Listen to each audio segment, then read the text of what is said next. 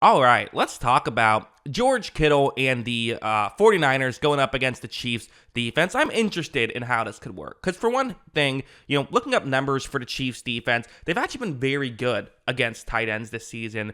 That being said, I actually still think there could be opportunities for Kittle to get some yards, and I'm kind of predicting him to have a good day in this one despite that. Because, I think there's been opportunities that Kansas City has given up this season. Like something like this in the Baltimore game, the Chiefs will play some zone coverage, right? And if you're playing zone coverage, especially a zone blitz, which is another thing that they will do, if they're playing a zone blitz, there could be opportunities to get Kittle over the middle, which they're going to want to take. On this one, you see that, Lamar pretends like he's handing the football off, and Mark Andrews is open right here. Now, again, if Kittle's here, Purdy's probably already throwing the football, and they're probably getting a first down right here. So this is definitely something that, while the Chiefs haven't given up a ton of stats, I don't know if they played a ton of elite tight ends, in my opinion.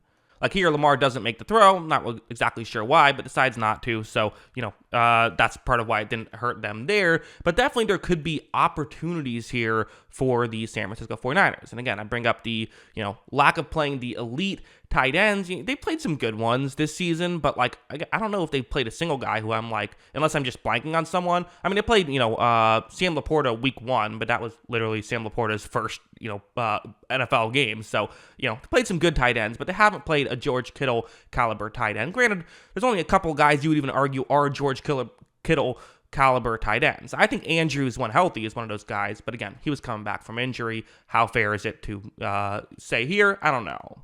Now, granted, I also have to bring up this, which is, hey, the Ravens have multiple tight ends, and their defense still played pretty well in the conference championship game. Isaiah Likely, the other tight end, he ended up with 2 catches for 16 yards. Mark Andrews had 2 catches for 15 yards, so worked out well. Something like this is a lot of what the Chiefs are going to try and do, which is, when they play man, they like to have a player blitz, and in one of their 2 safeties deep, he'll pick up a tight end. So you could have some situations like that, and I do expect there to be situations like this for Kittle. He should have some one-on-one matchups against safeties. And whether it's Mike Edwards, Brian Cook, Justin Reed, or in this case, Chamari Connor is actually the safety who's going to pick up Likely on this one. Watch as when it begins, though, Connor's doing a pretty good job. I mean, right here, could there maybe have been a window? Likely boxed it out a little bit, but it's certainly not a ton of separation. You don't look at that and say, oh, wow, horrible coverage. Not at all. It's good coverage. Again, ball went elsewhere and was incomplete, but, still, you're looking at that and saying, okay, this is what the Chiefs are going to try and do.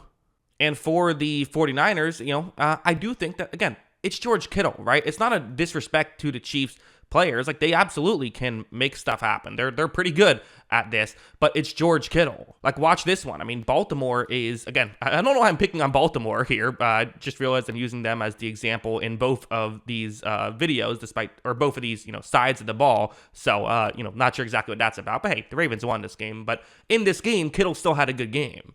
The way it works is it's a relatively similar situation to the one I talked about. Not exactly the same, but similar, where, again, it is going to be a safety who's going to pick up Kittle. This is Marcus Williams on this play. It's a 3rd down and 7. Watch as when it begins, you're going to see Kittle goes over the middle right here. And, again, there's a window. Marcus Williams, good safety, but Kittle is wide open here, really. Not just that, but when Purdy hits him, Williams isn't able to make the tackle, and I'm going to pause it right here, but I mean, Kittle is so dominant in open space as well. If you get him in these situations, there could be trouble. There just could. I mean, watch his speed and his ability to pick up as many yards as possible there. It's great stuff from Kittle, and this is something that just, if you're a Chiefs fan, you have to be a little worried because, I like what their safeties are able to do in the, scheme, that what they're able to accomplish and everything. But if they are going to try to man up and have these one-on-one matchups, again, Mike Edwards, Brian Cook, Justin Reed, and I said Brian Cook twice now. I forgot. He's on IR, so not him. But Mike Edwards and Justin Reed, I don't know if I love either one of them in that matchup. But now let's talk about zone. Because, listen, tight ends don't just go up against safeties. They also have these types of situations where it's zone coverage, and you're going to have Mark Andrews go over the middle right here. Okay, simple enough. When Lamar takes the snap, he looks over, and you see right here Nick Bolton is kind of all over Andrews. And again, this scheme, this concept is what the 49ers are going to do all day. Now, they'll probably do some play actions, try to get linebackers more out of position, which the Ravens aren't really doing here. But you better believe there are going to be times when Kittle is running exactly this route, and they'll probably be even more creative than just this, but still, there will be these moments. However, how does Bolton do here against a team that still is pretty good at these types of situations? I would say pretty good, but also, Andrews makes the grab, and they're able to pick up a completion right there. 9-yard completion. It's not, a terrible thing, but again, there is potential window to make the play. I do think that Bolton is going to do a good job, and just the linebackers in general will do a good job of making things difficult on the 49ers, and so for the 49ers, they have to be able to execute. So, I think they should be able to do it, because again, what they've done all season, like this one, again, in that Baltimore game. Poor Ravens fans. I'm sorry if you're watching this saying, my team lost. I want to watch this video to cheer me up. Yeah, sorry about that. But anyways, the way this play works is you see Kittle running a route over the middle. Like I said, kind of something they like to do a lot. But watch how Kittle is going to run this route. Purdy takes the snap. He looks over towards Kittle, but you see he runs so far towards the top of the screen right here. Patrick Queen isn't even paying attention to him at this point. He's going towards the top of the screen himself. So because of that, there is definitely a window for Purdy to make this throw. Once Kittle cuts over the middle, that's what happens. Kittle is able to get a ton of separation.